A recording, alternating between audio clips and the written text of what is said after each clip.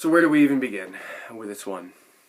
Let's start by acknowledging the obvious. The Bills are now 7-5.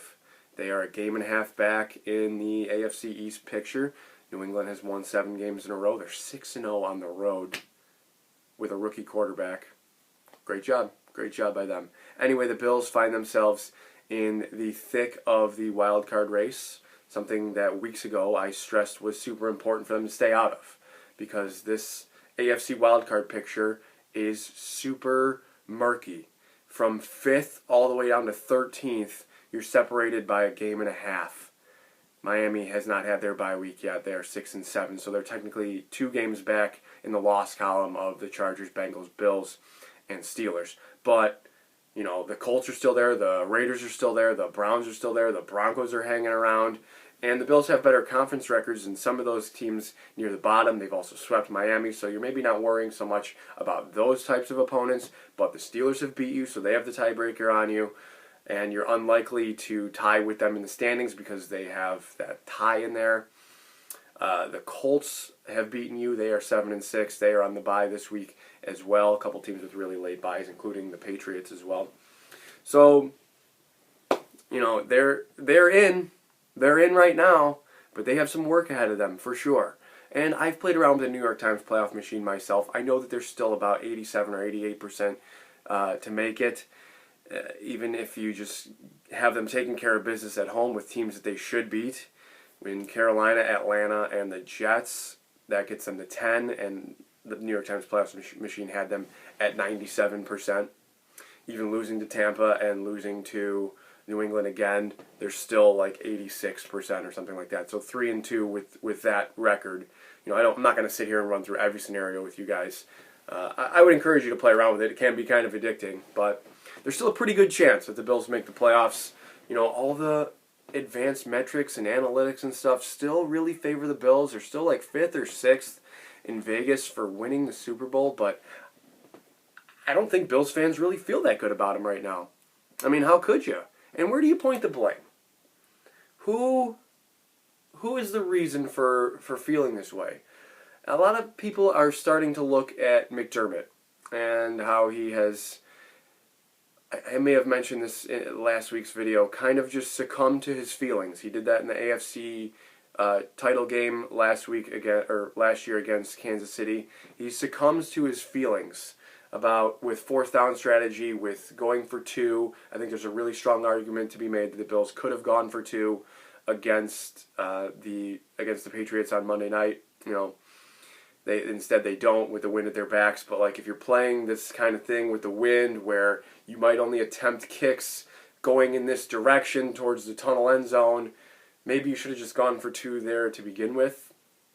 I don't know. You don't want to feel like you're chasing them right away. Maybe like give them this edge that you're playing their game, which seemed pretty obvious they were playing their game in the first place. But anyway, that's just sort of one thing.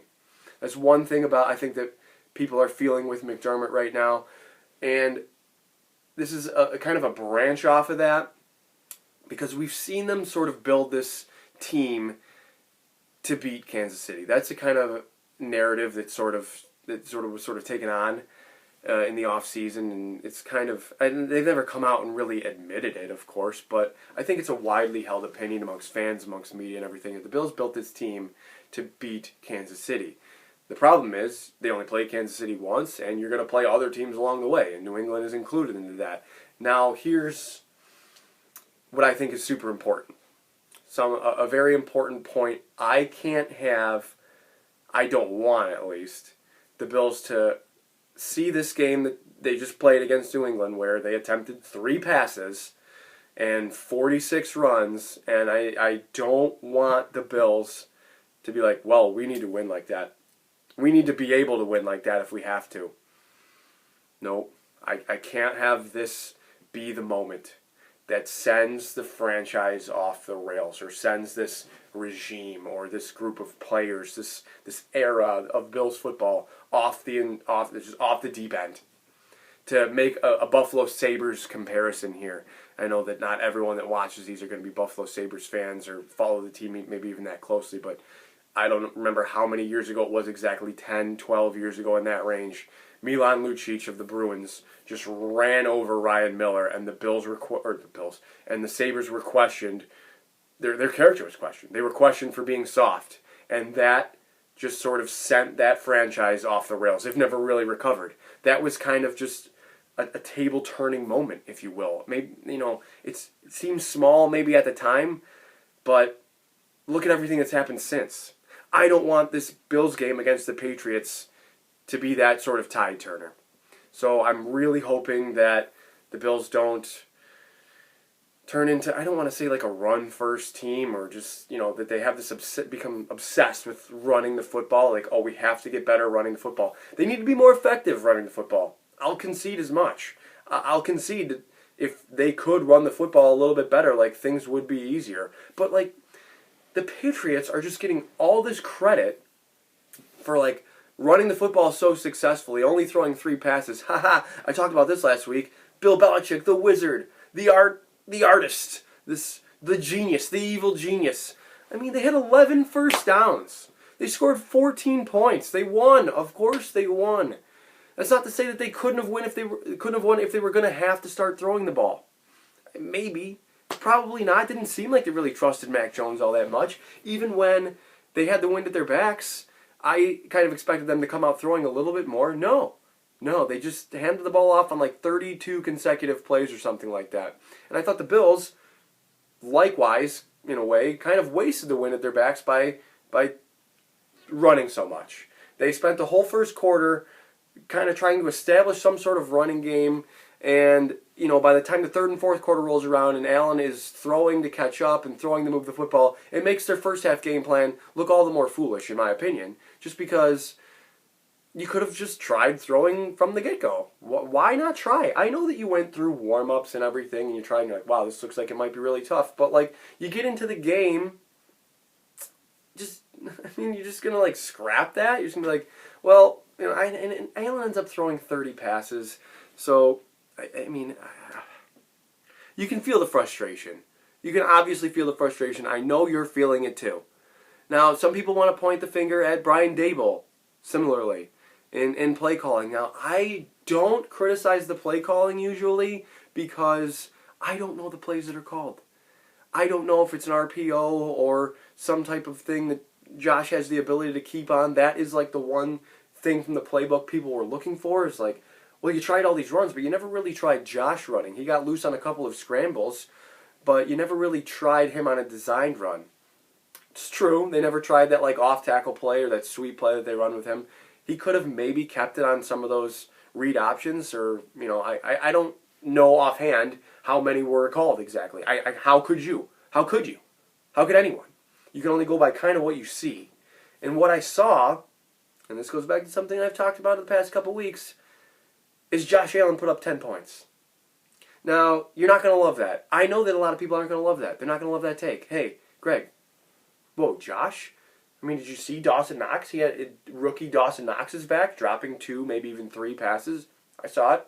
Did you see the bomb to Stephon Diggs that hits him in the forearm? Maybe he had trouble tracking that in the wind or something. Yeah, of course I saw it. Missed opportunities, for sure. But the fact of the matter is that it's 14-10. You're trailing. You have the ball.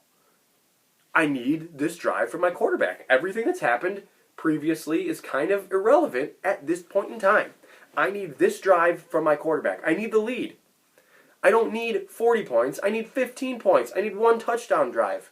Turns out they could have maybe needed 2 field goal drives. They end up missing a field goal. Why? Because of the wind, sure. But Josh took a brutal sack on 2nd down to make that play all the more difficult. Make the field goal all the more difficult. Kicking that direction was going to be difficult. We saw some of the pregame videos of Bass's kicks just taking off. Like 37, 33-yard field goals just taking off. And he ends up kicking a 33 yards, and narrowly missing it. He missed it very narrowly. Whether you want to say that they should have gone for it, that they had a better chance at maybe scoring there or drawing a penalty, something like that, I'll listen to that. But I want to go back to the red zone possessions, really. This is what I want to talk about. The red zone possessions. It was not good enough. They're fortunate enough to get the fumble recovery off the N'Keal Harry helmet thing, and they throw a touchdown right there. Cool. Great. Their other field goal is set up by a penalty, of the safety pushing Josh out of bounds. They were moving the ball, but they get an extra 15 yards on that. So, the Patriots are kind of helping them in that way, helping them set up. Their Patriot mistakes are setting up Bills' points, but that's how football works. That's how the NFL works. But the Bills, much to their credit, were able to move the football a little bit in the fourth quarter. They have 3 red zone possessions. Okay, they end up with 3 red zone possessions, 3 first and 10s or first and goals inside the red zone. They went 70-30 pass on 10 plays. Okay, now I know that people hate the first down runs to Singletary, the first down runs to Moss. They went nowhere. Singletary had 2 of those runs for 3 yards. Moss had 1 of those for 1 yard. I know they went nowhere, but they still attempted 7 passes. Do you know what happened on those 7 passes? Josh was 0 of 6 and took a sack for a loss of 9 yards. I mean, what are we talking about here? I expect him to be better. I just expect him to be better. You pay the quarterback that much money. Again, he didn't pay himself that much money. The Bills gave him that contract. He just signed it. Okay, based on what happened last year, obviously a lot of fun for Bills fans, leading into this year, high expectations and everything. You need that drive. I just need it. You're at home. I don't know how anyone... We sat in that stadium the last 2 home games. The last 3 home games, if I go back to Miami, Indy, and New England. They had 1 good half on offense. 1 productive half. The second half against Miami. They weren't good in the first half against Miami. They weren't good at all against Indianapolis. And they weren't very good at all against New England. That doesn't fall on the play calling to me necessarily. I need more from the quarterback. One of those times, they might have won regardless of how many. Regardless, Miami, they might have won regardless. They only scored 11. Miami only scored 11 points. And the Bills, they might not have needed the superstar stat line from Josh. I think this is a perfect example of the point I'm making. Really, the week against Indy, they needed 42, and nothing. 15 points at home. This past week, I know it's different with the weather. It's a unique situation. They needed 15 points. Unable to do it. You've watched 25 total points be scored over the past 2 home games. And why does he just duck all this criticism? I don't understand. I just don't understand. Help me understand it. And this ties in with the coaching staff again. He didn't say it, I think, when it was drafted, but the Bills said it, he's got a big arm and adverse wind conditions and everything. Okay, well, he had adverse wind conditions. You went on and removed any expectations of him playing in adverse weather conditions by not having him really throw the ball that much for the entire first half. And you've removed the expectation of him playing well. This is what you drafted him for. I know the wind is bad, okay, but if you can't say that and then put that out there and then just not.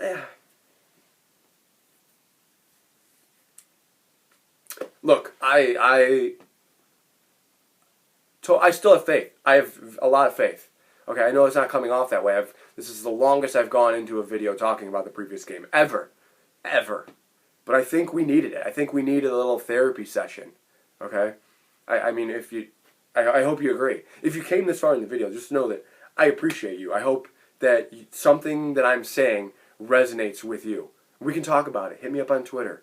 My Twitter handle and YouTube username are the same. I generally save that for the end of the video, but the end of the video is usually right now. I do want to talk a little bit about Tampa, obviously. So as far as, level of importance in terms of the remaining games on the Bills' schedule, this is pretty low. But I think most Bills fans want it because you just don't want to see 7-6. Our Bills, 7-6, 13-3, our 13-3 Bills that finished, 15-4 last year, they're going to be 7-6? No, I don't want that. It helps them. It doesn't really help them with tiebreakers or anything like that. It just helps them in the win column. Obviously we want it. I want it. I'm sick of Tom Brady. Of course. You want to beat them.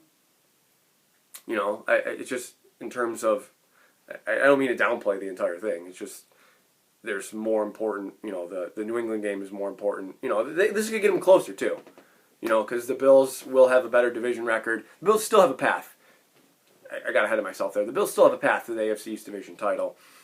They would need to beat New England, obviously. New England would have to lose one more game. Well, if they tie with New England, yes, if they tie with New England, they split with New England. New England has already lost to Miami, so the Bills would be 5-1 in the division, and New England would be 4-2, as long as the Bills beat them in 2 weeks. So I mean, it's there. I mean, it's still there for them. They have to play Tampa first. Now Tampa, we know. Brady, Gronk, Fournette, Evans, Godwin, Antonio Brown is suspended. That's slightly advantageous. The Bills are still going to try to cover Mike Evans and Chris Godwin with Levi Wallace and Dane Jackson. We didn't really learn too much about them this past weekend because the Patriots only threw 3 times. I didn't mention Tre'Davious White being injured on last week's video. It's a bad look on me. I should have brought it up because he's really an irreplaceable player, and we're going to find out, I think, how irreplaceable he is this Sunday. Or, the WAR rating, I guess, the wins above replacement, when Dane Jackson has to go into the lineup or Levi Wallace has to become CB1, so to speak. I would be shocked if the Bucs tried to come out really running the ball. Fournette's been good for them. Fournette's, he scores a lot of touchdowns for them, absolutely. I think their path to victory is still best through the air. Brady is just putting up, incredible stat lines. I mean, he has 34 touchdown passes already, and still 5 games to go, right? Yeah, 5 games to go. Well, usually it would be 4 at this time, but, now 5. They're in the thick of it on the NFC playoff picture, obviously, as well. They're right there with Green Bay. Arizona's only a game ahead, so, they're, nobody's taking this game lightly, obviously. They do have a couple of injuries themselves, nothing super significant. Ryan Jensen, their center, might be questionable. Jamel Dean, one of their cornerbacks, might be out. He's in concussion protocol. They still have Sean Murphy-Bunting. Richard Sherman might be activated. Maybe he can play safety because Jordan Whitehead might not play as well. So, and who's the other corner? They have Cockrell, who the Bills originally drafted, and the other one escapes me right now. But that's not the strength of their defense anyway. The strength of their defense is their front 7, Shaq Barrett, Vita Vea, Ndamukong Suh, Jason Pierre-Paul, Devin White, Levante David. The strength is their front 7. Basically won them the Super Bowl. So the Bills offensive line has to be up to the task there. Maybe they get John Feliciano back. How much of a difference does that really make? If John Feliciano's in the lineup on Monday, does the result any different? No, not really. I mean, a lot was made about the Bills, the embarrassing, the Jerry Sullivan question to Micah Hyde and Jordan Poyer about being embarrassed, and they took it pretty harshly. I think Jerry Sullivan just comes off that way. If you've been in Buffalo media, that's just kind of how he is. But I think that there is a sense of embarrassment. I think that they do feel it. They haven't really been run over on the ground, so that's again why I don't expect Fournette to be able to do it. They've been run over by a couple of players. They allowed a lot of rushing yards because they tried 46 plays. Okay, the Patriots tried 46 plays. So, of course, they allowed a lot of rushing yards. They really only hit one play. They had a couple of nice runs, 15 or 20 yards in there, but they hit on one play, a 64-yard run. Okay, that's not to say that there's things that could be tightened up, that the linebackers need to play better, the defensive line needs to play better. Sure, of course. But they really only hit one play. And the only other 2 people that have really dominated the Bills are Derrick Henry and Jonathan Taylor, who have dominated much of the league. But, Jonathan Taylor actually, this is made me think of this. I don't think he really played that much or did that much against Tampa Bay. Carson Wentz came out threw a bunch of touchdowns in the first half. They let Tampa Bay catch up, and they end up losing to Tampa Bay. Beat them through the air. That's how the Bills are best suited to do it. Everyone thinks that tough football is running football, and you have to be able to do it or you're not tough. No, there's a different sense of tough. The Bills can be tough to play against because they're so good at completing passes and getting first downs and everything like that. Anyway, I'm not going to pick the Bills to win. I'm not going to pick the Bills to win at Tampa. I certainly hope they do, but I'm going to pick Tampa to win 30-24. 30-24 Bucks. Hope I'm wrong. Make me my words. Guys, thank you for coming to this extra long TED Talk this week. Enjoy your weekend, and still, as always, above all else, go Bills.